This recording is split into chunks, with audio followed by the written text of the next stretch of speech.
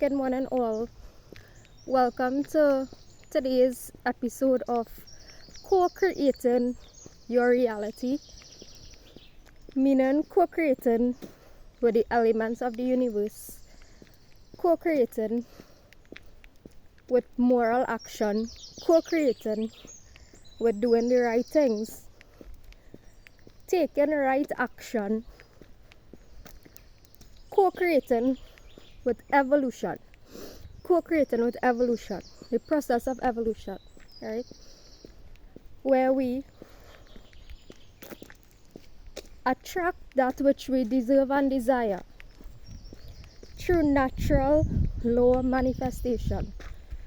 Through natural law manifestation, where you can literally create or draw into your reality or create your reality based upon the actions that you choose to take in this life, right? It is something like a video game. You can choose your ending. It is somewhat like a video game. You choose your ending, right? But the only difference is that we live in a very real world with real consequences. And so this life is neither a movie, nor is it a video game. This life is neither a movie, nor is it a simulation, nor is it a video game. This world is a very real world. Temporary, but real. With real consequences. Right? So, welcome to Co-Creating Your Reality, where we discuss real issues, how to solve real problems in real time. How to solve real problems in real time. Right? Where we discuss micro and macro sociology, where we talk about how we can improve on the current systems, right? Or do away with these systems altogether because they are entirely flawed, right? They are entirely flawed and might not even be worthy of trying to fix at this point in life. And maybe the best thing to do is to dismantle them, right? So yesterday I would have mentioned in my video that at some point in my academic career, in my master's journey, I was asked to, asked to attend an interview on how sociology can be improved. The problem is in offering the true essence or the true value that I could offer or is available to be offered for sociology to be improved. Would it be taken into consideration? And if not, why ask? If it's just another formalized or another official question just for the sake of, I have to do my job, so I am asking you to have an interview with you as to how we can improve this. Or is the suggestion going to be implemented? Right? That's the real question.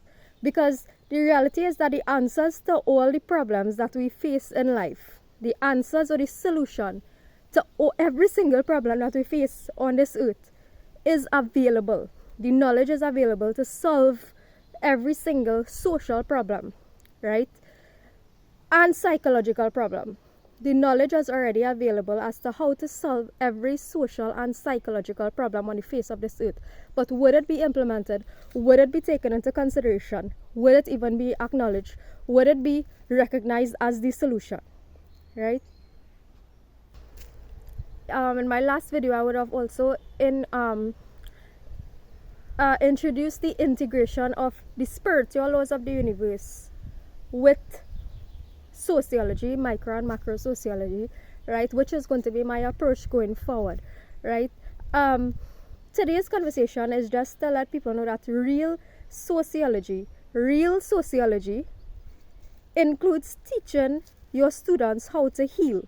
Real sociology includes teaching your students how to heal, right? Now, everybody know and we've all learned in sociology that the Caribbean has a unique past, a unique history. That's with all the melding of different cultures. Good morning.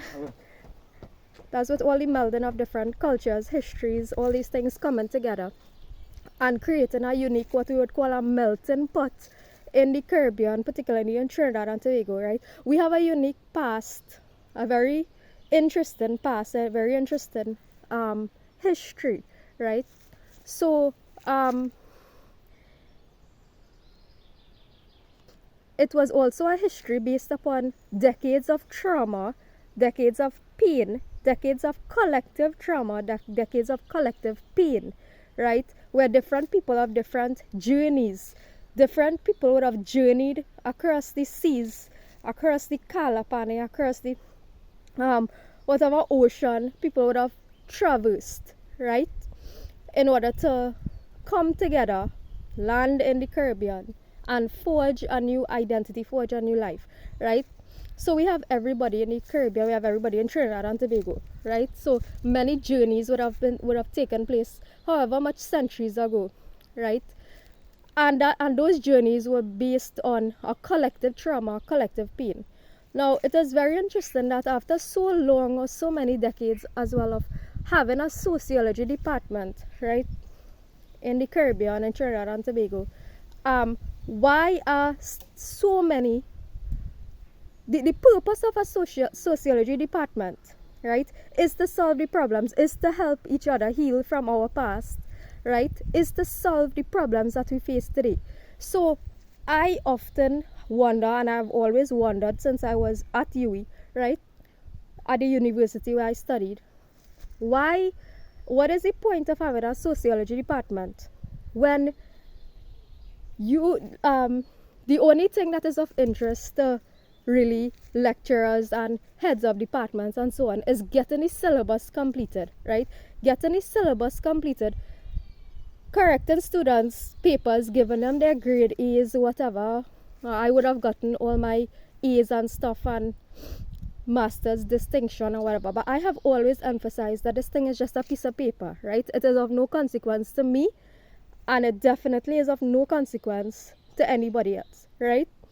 And I've always said that academic qualification is literally a piece of paper if your mindset is not right, right? Now, I've always wondered why or how we could have a sociology department and a psychology department for so many years in academia, and yet we continue to face the same bullshit problems, crime, poverty, right? All the social problems they could think about, inefficient government, right? All the social immoral government, right? All the social problems they could think about, we continue to still face. Why is this so, right? Is not the point of a sociology department to solve the problems that we face?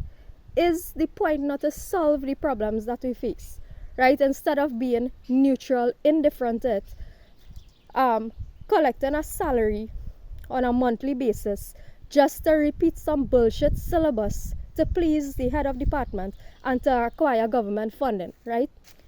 Is there not a higher purpose? Is there not a higher purpose within academia itself, right?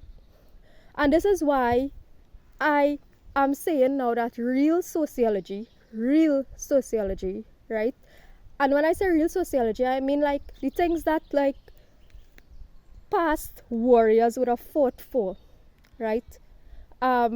Real sociology includes teaching your students how to heal, right? How to heal and how to heal from the collective trauma that we went through in the past, right?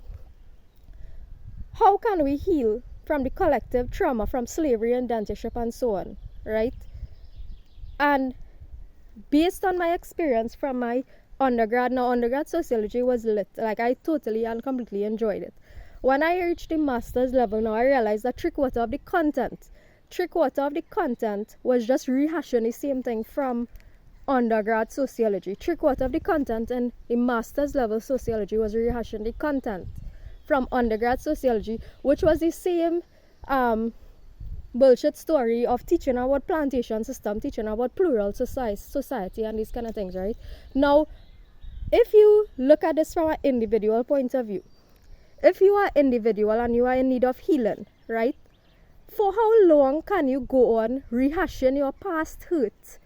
For how long can you go on? Now, I am speaking from experience because I had to go through an individual healing journey to reach here to talk about this collective social experience or cultural experience, right? I had to go through my individual journey, individual healing journey, right? So speaking from that, because as within, so without, whatever is within us is a reflection of that which is outside, right? So for how long can one continue to, for how many decades should or can one continue to rehash the past or rehash the past pain? For how long should one rehash the past pain before moving forward or charting a new course into the future and charting a new destiny for a collective destiny, individual or collective destiny, right? Healing involves facing the past and facing your trauma, right? But it means doing so for a period of time only, right? You heal. In order to heal, you must confront your pain. Whereas individual pain, collective pain. You must confront your pain, the pain that you feel at a collective level. For example, slavery and indentureship, these things, and come face to face with that pain. But after a while, and if you continue doing this and rehashing this pain and teaching students how to rehash this pain, and then teaching students how to teach this pain to the next generation of students, right? If you, for example, as a lecturer, keep rehashing this pain to your students, and then those students become lecturers and keep rehashing the pain again of slavery, of indentureship, and dragging on this whole experience, what you're going to do is to create a entire generation of educated, academically educated dimwits, who always places themselves as a victim of every circumstance that they find themselves into, right? Now, I understand that me coming and talking about, say, for example, the police raid that I had faced, or say my past issues and so on, those things, people might say, oh, I'm making myself a victim. But I am doing this. I have long gotten over that, right? Because I understand every action there's a consequence. But the reason why I have been rehashing this is to demonstrate. It's to demonstrate certain things, right? It's not because I am still feeling any pain caused by it, right? Although I am owed compensation for the psychological trauma that I would have felt, but I don't care for any government's compensation, right? I don't care for any repatriation, right? So continuing to drag on this past pain for decades, how is this going to solve anything collectively for our collective local experience? Dragging on the pain when we should be utilizing the pain to transmute that into a force, right? Within the sociology department, right? And this is why I say that the only way the healing takes place through the application of spiritual laws, right? And this is through my personal experience. And observation as well.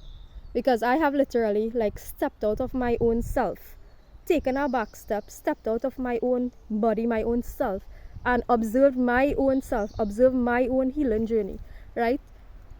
And this is what I could offer to sociology before I exit this earth, that healing actually takes place through the application of spiritual law, right? And I wanted to bring up the topic about Karl Marx, and remember, this is for those of you who have a background in sociology and stuff. Otherwise, this content would be a little foreign, right? But if you could always Google it, research it, right? Karl Marx would have been inspired by someone called Hegel, right? Now, Hegel would have spoken about our consciousness determining our reality, and he was right about that, right? So certain things have been revealed to me based on my own life experience, and therefore I can point out certain things in sociology and say, hey, this is shit, right? So Hegel would have spoke about our consciousness, how we think, which also lines up with the first Hermetic principle that all is mind. All is mind, right? Our consciousness can determine our reality. Right now, Karl Marx would have come on the scene, and I don't know if he was a paid chaos engineer or whatever, but or manipulation, one of those persons who was hired to manipulate the masses, right? So Karl Marx would have come on the scene and inverted Hegel's contribution to philosophy and so on. And Karl Marx would have been like, oh no, it is your material circumstance that determine your consciousness. Your material circumstance determines your consciousness. And this would have sparked this whole whatever, because Karl Marx is like literally one of the most important figure in sociology, right? Now, if you have a whole generation of people and generations of people actually believe in this bullshit, right? That your mind have nothing to do with your reality. Your mind have nothing to do with reality, but reality is solely determined by your material circumstances. Reality is solely determined by your material circumstances. What you're going to have is an entire society of people who put themselves in position to be victims of the material circumstances that they find themselves in, right? Instead of empowering yourself to become better, to do better, to be better, right, to experience better, right? And this is why advocating, teaching, aligning with the spiritual laws and the Hermetic principles is actually, and people might not want to hear this, academia will not want to hear this, the government will not want to hear this, right? But the only way that we can evolve, the only way that sociology can evolve, and the only way that we can heal from our collective trauma is to align with the Hermetic principles, to align with natural law, and to attract and draw into our reality that which we deserve through taking moral action. Moral action involves the part of non-violence, the part of least harm, not causing harm to anybody else, and is only in the teaching and application of this foremost principle. It is only in the teaching and application of this foremost principle can we heal from our past trauma, and can we chart a new identity and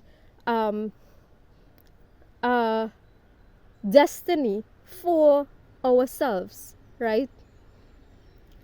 It is only, and this knowledge has to be made widespread. This knowledge has to be made widespread, right? Widespread, in order to generate the impact, the collective impact that the society needs to propel it into evolution, to propel it through the process of evolution, right? Aligning with the spiritual laws of the universe through taking moral action. The path of non-violence is the path of collective healing for the Caribbean.